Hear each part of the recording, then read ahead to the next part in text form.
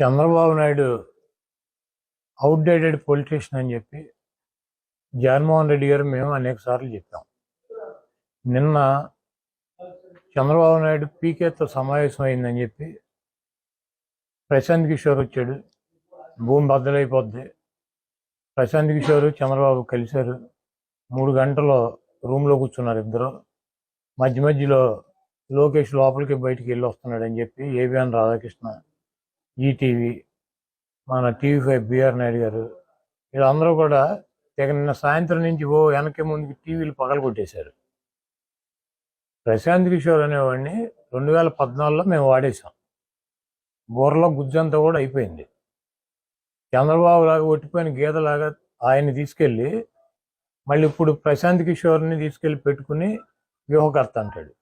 మేము వ్యూహకర్తగా పెట్టుకున్నప్పుడేమో ఆడేవాడు బీహార్ నుంచి వచ్చాడు తమ్ముళ్ళు మన ఏం పీకుతాడు, మనకన్నా గొప్ప వాళ్ళు ఎవడో నీ ప్రపంచంలో ఉన్నారో తమ్ముళ్ళు అని చెప్పి ప్రశాంత్ కిషోర్ గురించి మాట్లాడాడు. ఇదే రాధాకృష్ణ, ఇదే రామోజీరావు, ఇదే బిఆర్ నాయుడు ఏం చెప్పారు? చంద్రబాబు నాయుడు బాబాయిని చంపటానికి ప్రశాంత్ కిషోర్ ప్లాన్ చేసి ప్రజలను రెచ్చగొట్టి గెలిచాడు. కోడికత్తితో జగన్మోహన్ రెడ్డి గారు పొడిపించుకున్నాడు. వీటన్నిటికి కూడా ప్రశాంత్ కిషోరే ఉన్నాడు అన్నాడు. ఇప్పుడు చంద్రబాబు నాయుడు పేక్కోంచుకుంటాడా, లేకపోతే లోకేష్ తండ్రిని చంపుతాడా ప్రశాంత్ కిషోర్ ఆధ్వర్యంలో? ఇవన్నీ కూడా వాళ్ళకే తెలవాలి.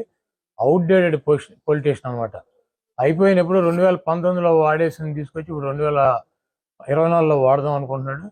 ఈరోజు ప్రశాంత్ కిషోర్ మమతా బెనర్జీ మాట్లాడమంటే చంద్రబాబుని ఇండియా కూటమిలో చేరమని చెప్పి అడగటానికి చర్చలు జరపడానికి వచ్చారు. చంద్రబాబు నాయుడు ఒక పక్కన పవన్ కళ్యాణ్ని పెట్టి ఒక పీకేని పెట్టి బీజేపీతో చర్చలు జరుపుతున్నాడు.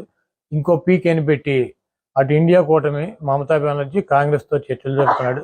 చంద్రబాబు నాయుడికి 2 కళ్ళ సిద్ధాంతం. ఎవడు అధికారంలోకి వస్తాడు చంద్రబాబుకి అర్థం కావట్లా. కేంద్రంలో బీజేపీ వస్తుందా కాంగ్రెస్ వస్తుందా ఎవడు వస్తాడు అన్నది కన్ఫ్యూజన్లో ఉన్నాడు. కాబట్టి వీళ్ళు కాకపోతే వాళ్ళు కాకపోతే వీళ్ళు ఇతర పీకేలను పెట్టుకున్నాడు. ఒక పీకేనేమో బీజేపీతో మాట్లాడుతూ ఉంటాడు, ఇంకో పీకేనేమో కాంగ్రెస్ ఇండియా కూటమితో మాట్లాడుతూ ఉంటాడు. ఇవన్నీ కూడా ప్రజలు గమనిస్తున్నారు. చంద్రబాబు నాయుడు ఏ పీకేని పెట్టుకున్నా జగన్మోహన్ రెడ్డి ఇంటికి కూడా పీకేది ఏమి ఉండదు.